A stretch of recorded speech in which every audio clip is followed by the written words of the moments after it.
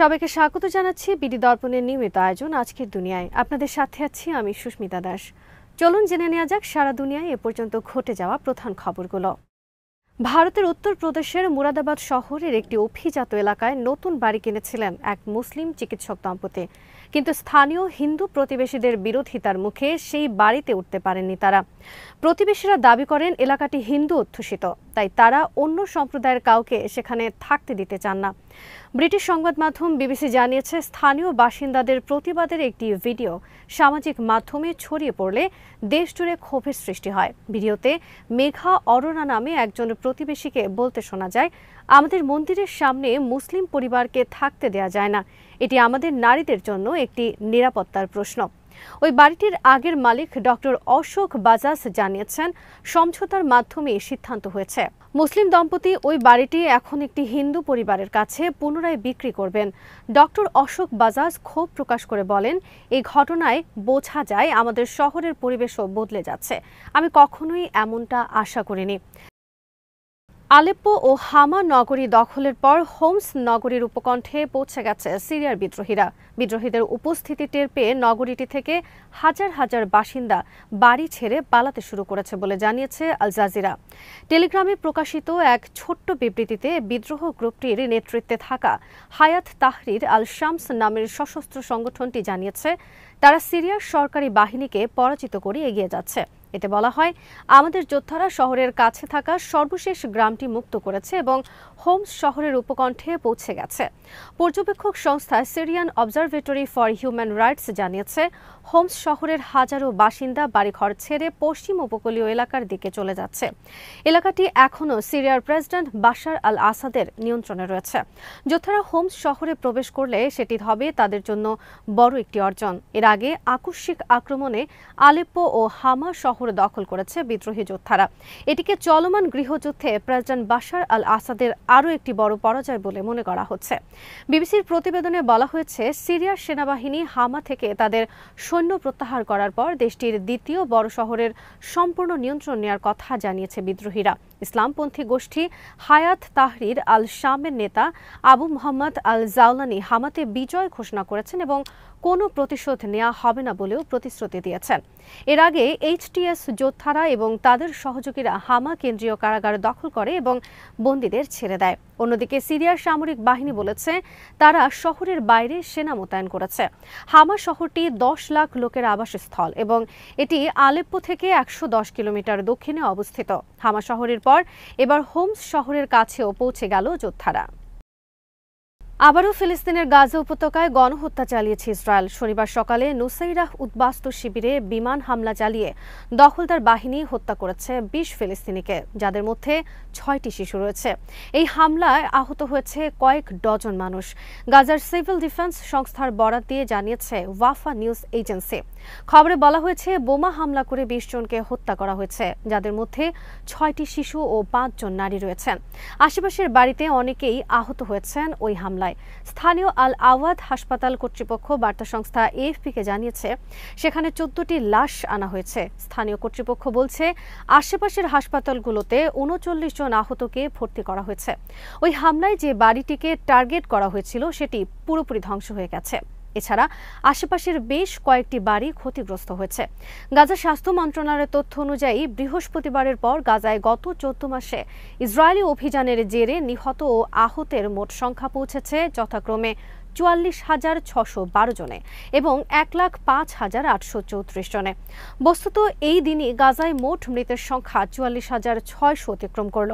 এরপর শুক্রবার শনিবার 2 দিনে বেড়েছে আরও হতাহতের সংখ্যা। তবে নিহত ও আহতের প্রকৃত সংখ্যা আরও অনেক বেশি, কারণ ভবনের ধ্বংসস্তূপের তলায় অনেকে চাপা পড়েছেন। প্রয়োজনীয় সরঞ্জাম ও জনবলের অভাবে তাদের উদ্ধার করা সম্ভব হয়নি। ইউক্রেন যুদ্ধে যেন কোনোভাবেই রাশিয়ার কৌশলগত পরাজয় না হয় তা নিশ্চিত করতে যে কোনো পদক্ষেপ নেওয়ার ইঙ্গিত দিয়েছেন দেশটির পররাষ্ট্রমন্ত্রী সের্গেই লাভরভ। এক সাক্ষাৎকারে তিনি বলেছেন, রাশিয়ার এই পদক্ষেপ সম্পর্কে পশ্চিমাদের ধারণা দিতেই সম্প্রতি ইউক্রেনের নতুন হাইপারসনিক ক্ষেপণাস্ত্র দিয়ে হামলা চালিয়েছে মস্কো। নভেম্বরে পূর্ব ইউক্রেনের নিপ্রো শহরে ওরেশনিক নামের নতুন একটি হাইপারসনিক ক্ষেপণাস্ত্র দিয়ে হামলা চালায় রাশিয়া। ক্ষেপণাস্ত্রটি পরীক্ষা করতে ওই হামলা চালানোর হয়েছিল বলে জানিয়েছিল রুশ প্রেসিডেন্ট ভ্লাদিমির পুতিন।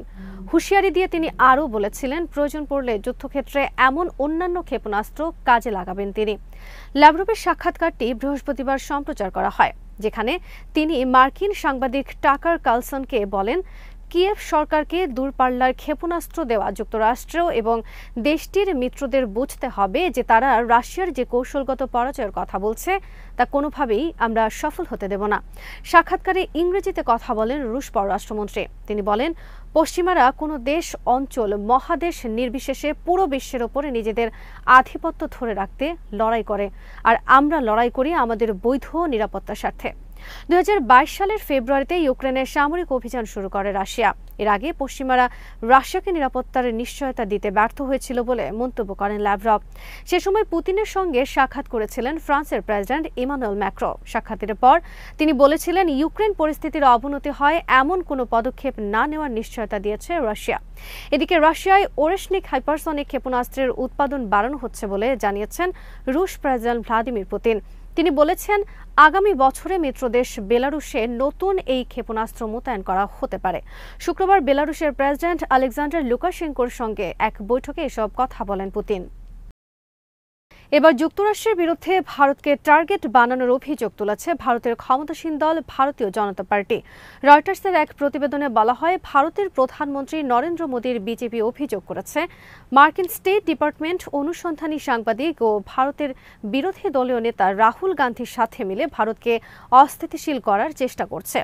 প্রতিবেদনে আরও বলা হয়, নয়াদিল্লি ও ওয়াশিংটন গত 2 দশকে একটি শক্তিশালী সম্পর্ক তৈরির চেষ্টা করেছে। একই সাথে কিছু মতবিরোধের পরও এই দুই দেশ তাদের সম্পর্ককে আরও শক্তিশালী করার প্রতিশ্রুতি দিয়েছে। এমন একটি সময়ে বিজেপির এমন অভিযোগ অনেককে অবাক করেছে। বৃহস্পতিবার বিজেপি বলেছে, গান্ধীর দল কংগ্রেস আদানি গ্রুপের ওপর এককভাবে ফোকাস করে এমন organized crime and corporation reporting project এর নিবন্ধনগুলো ব্যবহার করেছে এবং মার্কিন সরকারের সাথে তাদের কথিত ঘনিষ্ঠতাকে কাজে লাগিয়ে মোদীকে দুর্বল করার চেষ্টা করছে। গত মাসে $265 বিলিয়ন প্রকল্পের অংশ হওয়ার জন্য আদানি গ্রুপের চেয়ারম্যান গৌতম আদানি এবং আরও 7 জনকে কর্মকর্তাদের ঘুষ দেওয়ার জন্য অভিযুক্ত করেছিল যুক্তরাষ্ট্র। তবে এই অভিযোগগুলোকে ভিত্তিহীন বলে অভিহিত করেছে আদানি গ্রুপ। ওসিসিআরপি এর নিবন্ধগুলোতে অভিযোগ করা হয়, ভারতের রাষ্ট্রের পৃষ্ঠপোষক হ্যাকাররা সরকারের সমালোচকদের লক্ষ্যবস্তু করতে ইসরায়েলের তৈরি পেগাসাস স্পাইওয়্যার ব্যবহার করেছে। মোদী সরকার অবশ্য উভয় অভিযোগই অস্বীকার করেছে। এর আগে রাহুল গান্ধী, ওসিসিআরপি এবং 92 বছর বয়সী ধনকুবের জর্জ সোরেসের বিরুদ্ধে মোদীকে আক্রমণ করার অভিযোগ এনেছিল বিজেপি। বৃহস্পতিবার একটি ফরাসি সংবাদ মাধ্যমের বরাতে দলটি বলে, US agency for international development ও সোরেসের মতো ডিপ স্টেটের অন্যান্য ব্যক্তিত্বের মাধ্যমে ওসিসিআরপিকে অর্থায়ন করা হয়েছিল। সামাজিক যোগাযোগ মাধ্যম এক্সে পোস্ট করা একাধিক বার্তায় বিজেপি বলেছে, প্রধানমন্ত্রী মোদীকে নিশানা করে ভারতকে অস্থিতিশীল করা ডিপ স্টেটের একটি স্পষ্ট উদ্দেশ্য ছিল। এই এজেন্ডার পেছনে সবসময় মার্কিন পররাষ্ট্র মন্ত্রণালয় ছিল। দেশজুড়ে অসহযোগ আন্দোলনের হুমকি দিয়েছেন পাকিস্তানের সাবেক প্রধানমন্ত্রী ইমরান খান। পাশাপাশি দলীয় নেতাকর্মী ও সমর্থকদের আগামী সপ্তাহে সমাবেশ করার নির্দেশ দিয়েছেন পাকিস্তান তেহরিক-ই-ইনসাফের প্রতিষ্ঠাতা প্রধান। রাজধানী ইসলামাবাদে পিটিআইয়ের সমাবেশকে কেন্দ্র করে সহিংসতা এবং এতে প্রাণহানির ঘটনার কয়েকদিন পরই এমন হুমকি দিলেন ইমরান খান। সামাজিক যোগাযোগ মাধ্যম এক্সে দেওয়া এক পোস্টে ইমরান খানের অফিসিয়াল টুইটার অ্যাকাউন্ট থেকে বলা হয়, 13 ডিসেম্বর পাকিস্তানের উত্তর পশ্চিমাঞ্চলীয় শহর পেশোয়ারে দলের সমাবেশে যোগ দিতে সমর্থকদের প্রতি আহ্বান জানিয়েছেন তিনি। পেশোয়ার দেশটির খাইবার পাখতুনখাওয়া প্রদেশের রাজধানী। এই প্রদেশে এখন পিটিআই ক্ষমতায়। গত 25 নভেম্বর ইসলামাবাদে পিটিআইয়ের সমাবেশে এবং গত বছরের 9 মে দেশজুড়ে সহিংসতার ঘটনায় একটি বিচার বিভাগীয় তদন্তের দাবি জানিয়েছেন ইমরান খান।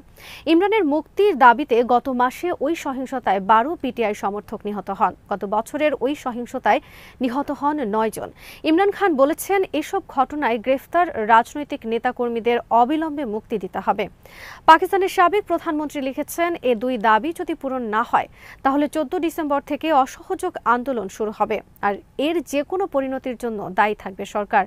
তবে পাকিস্তান সরকারের দাবি, গত 25 নভেম্বর পিটিআইয়ের বিক্ষোভের প্রাণহানির কোনো ঘটনা ঘটেনি, আর গত বছরের 9 মে ইমরান খানের সমর্থকেরা সামরিক স্থাপনায় হামলা চালিয়েছেন। পার্লামেন্টে অনাস্থা ভোটে ক্ষমতা হারানোর পর থেকে ইমরান খানের বিরুদ্ধে শতাধিক মামলা হয়েছে। তিনি কয়েক মাস ধরে কারাবন্দী রয়েছেন। কারাগার থেকেই নিয়মিত নেতাকর্মীদের আন্দোলনের নির্দেশনা দিয়ে যাচ্ছেন। আজ এখানেই শেষ করছি। সবাই ভালো থাকুন, সুস্থ থাকুন আর দেখতে থাকুন বিডি দর্পণ। চ্যানেলটি ভালো লাগলে সাবস্ক্রাইব করুন, সংযুক্ত থাকুন আমাদের ফেসবুক পেজে।